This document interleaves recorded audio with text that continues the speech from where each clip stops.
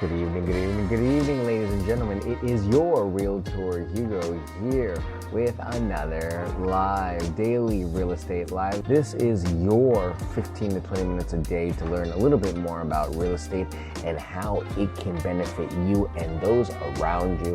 I am your Realtor Hugo, licensed in Maryland with Long and Foster. Hi, how are you? If you have any questions about buying, selling, leasing, or investing, don't forget I am a real licensed professional in Maryland. My phone number 240-389-4846. My email hugo@lnf.com and my website yourrealtorhugo.com. Today, 10 essential long-term planning and financial tips for millennials. So join me as we talk about what you can be doing to prepare yourself and better get a grip on your financial future. Really, it's not something to be afraid of. It's something that we should embrace and learn how to prepare, because it's something that we're all going to be facing inevitably, something that we all need to understand and get savvy on, because not paying attention to where your money is going, not understanding how your finances work and what you can really be doing with your money can not only be detrimental to yourself, but it could be detrimental to family, your friends, your retirement. There's just so many opportunities that could be opened up if you were a little bit more on top of the ball, because we all could use a little bit more money. Number one, first up, create a budget. It might sound boring, but it's the foundation of all good financial planning. Track your income and expenses to see where your money goes each month. Use apps like Mint or YNAB to make it easier.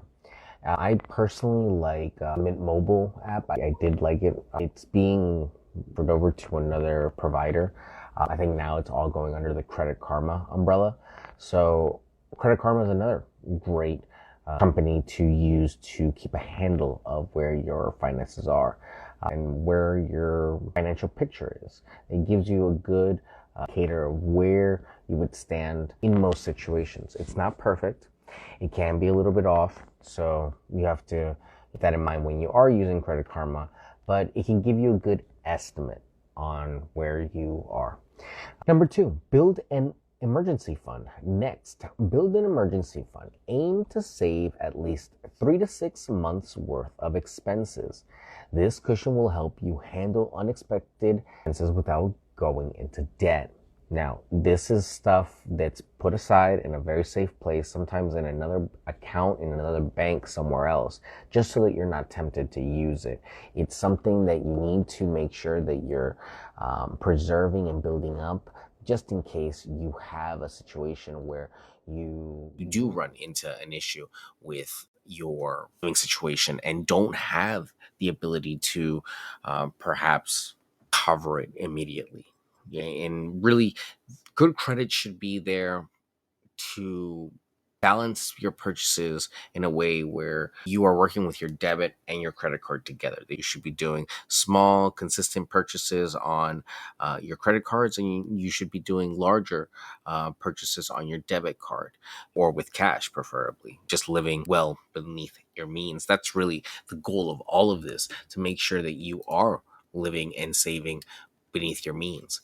3 to 6 months sounds like a lot, and I know I'm harping a lot on this point, but if you can establish this emergency fund, your peace of mind will be so much greater, and the amount of just probably overall well-being you'll feel doing this and existing after this is going to be immense. So do yourself a favor and establish an emergency fund, because once you feel the feeling of accomplishing something that major, like 3 to 6 months of your expenses, that's a huge success. So once you've made it to that point, really it's worth celebrating. So kudos to you. Number 3, pay down debt. Third, focus on paying down debt. Start with high interest debt like credit cards and use the snowball method, paying off the smallest debt first and then moving on to the next. It keeps you motivated. Or you can use the snow avalanche, where basically you go from the highest interest debt down.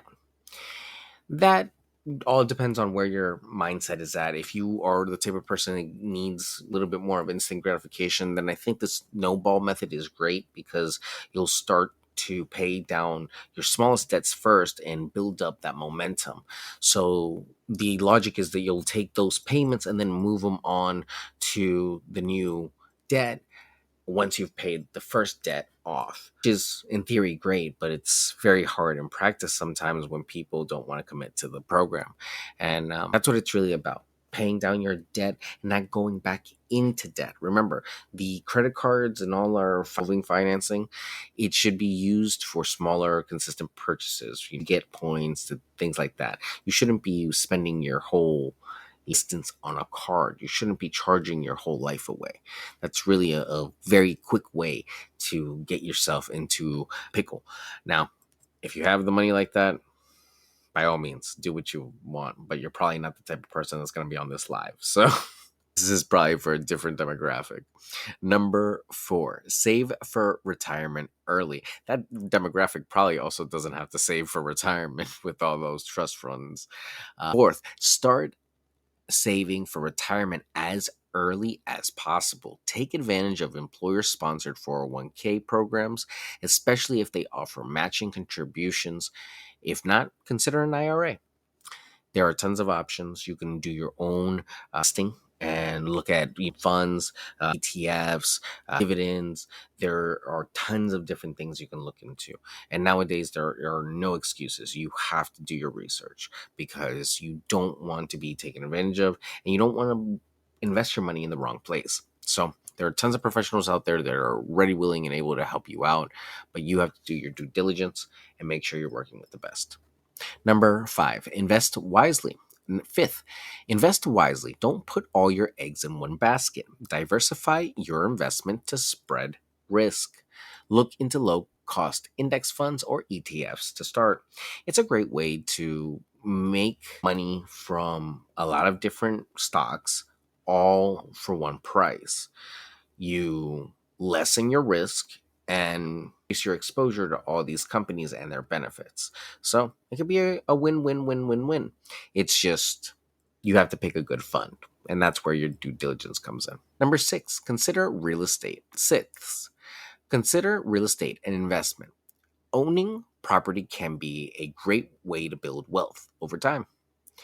Do your homework and don't rush into it. Talk to a real estate professional like me to understand the market. Don't rush into it. Take your time.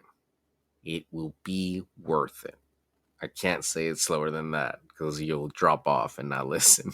But really, you have to make sure that you're focused on where you want to go, what you want to do, and where you want to be the next 5 to 7 years.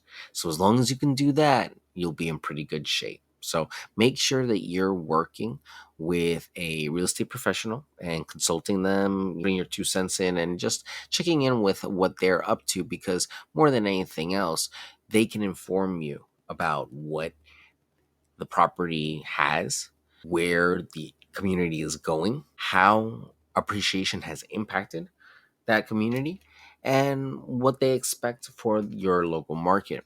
That's what it's really about: staying on top of your particular market and working with an agent in your market.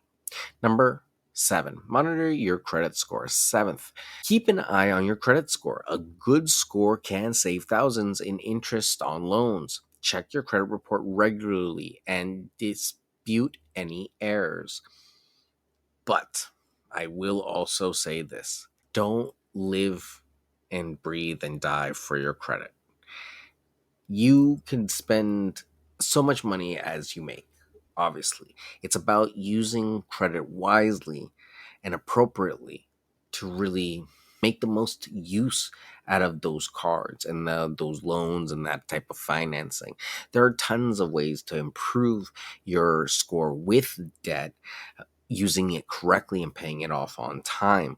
But you have to be savvy about it. You have to know when your due dates are, and you have to always pay more than the minimum payment. Remember, your payoff comes in paying extra, because every month that you hold on to the debt on the balance is more that gets charged in interest. So that's what we're trying to combat: compound interest. Number 8, plan for major expenses. Eighth, plan for major expenses, whether it's buying a car, renovating a home, or paying for a wedding. Start saving early. Create a separate savings account for those big ticket items and stay true to your goals. It really can get difficult, especially with so much stuff going on right now with the economy and where everyone's heads at. Stay focused. We talked about that last night. You can have everything you want. You just need to keep working towards them and you will get there. You will find a way, but you have to stay focused and diligent and keep working towards them, because otherwise they'll creep up on you. A wedding doesn't happen overnight. If you do want a big wedding, preparing those expenses and that money for those expenses, it's just savvy. It's a great way to start off your relationship. So think about planning for your future, because that's what this is about doing this correctly. And so much so that we have something to give our kids and our kids' kids and our kids' kids. That's really the goal. Number, where are we? We talked about 8. Number 9, review your insurance. And this is a tricky one, especially with prices going up. Ninth, review your insurance policies. Make sure you have adequate coverage for health, auto, home, and life insurance. This protects you and your family from financial hardship. You should definitely get life insurance if you have children. Don't leave your family without. It's expensive to not be here. So you can only plan for so much and you can only prepare for so much. So know that it will happen one day, and prepare accordingly. How would you like to have those things taken care of so that it's not a question? The last thing you want to do is leave it to the last minute or nothing at all, and then it becomes a lot more of a hassle, or possibly nothing really happens appropriately or the way you would like. So I know no one can really say what day anything's going to happen, but the best thing you can do is prepare and just stay true to your goals and hope that everything goes well every day. Number 10, last one for tonight. Seek professional advice. Finally, seek professional advice. And we're not talking about your therapist, we're talking about your real estate agent. Financial planners, accountants, and real estate agents can provide valuable insight tailored to your particular situation. Don't be afraid to ask for help. I sometimes feel like a therapist. The amount of times that I speak to clients about their lives and their issues and their problems. So don't be shy. We are here to help. We are here to speak on what we know. For me, it's real estate. For a financial planner, financial plan. For a mortgage officer, it's a mortgages. For an accountant, it's your books. So work with a professional that's in the area that you want to work in. If you want to get a commercial lease, go ahead and work with someone that does commercial leases. If you want to get a couple of multifamily homes, work with the best in multifamily. It just makes sense. So go out there, reach out to someone in your community if you're curious about real estate, so that you can stay on the cutting edge of information for your particular region, because that's what it's about: staying on top of the news so that you can take advantage of the opportunities that arise. Today, we were talking about 10 essential long-term planning and financial tips for millennials, and really for anyone. This is just good advice in general. Just remember to start now and stay consistent. It is all about the little steps that you take day by day to progress towards your goal. Tomorrow, we are going to be talking about renting to own. Is it a good option? And we're going to talk about it. We're going to talk about some of the myths, some of the stuff that's around it, what can happen, what can't happen. Stay tuned for that tomorrow. Again, ladies and gentlemen, thank you so much for tuning in. I really do appreciate you supporting the live. Always, we are on your platforms of choice, so feel free and subscribe.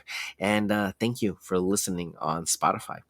I will see you all tomorrow. Take care. My name is Hugo Quintanilla, licensed realtor in Maryland with Long and Foster.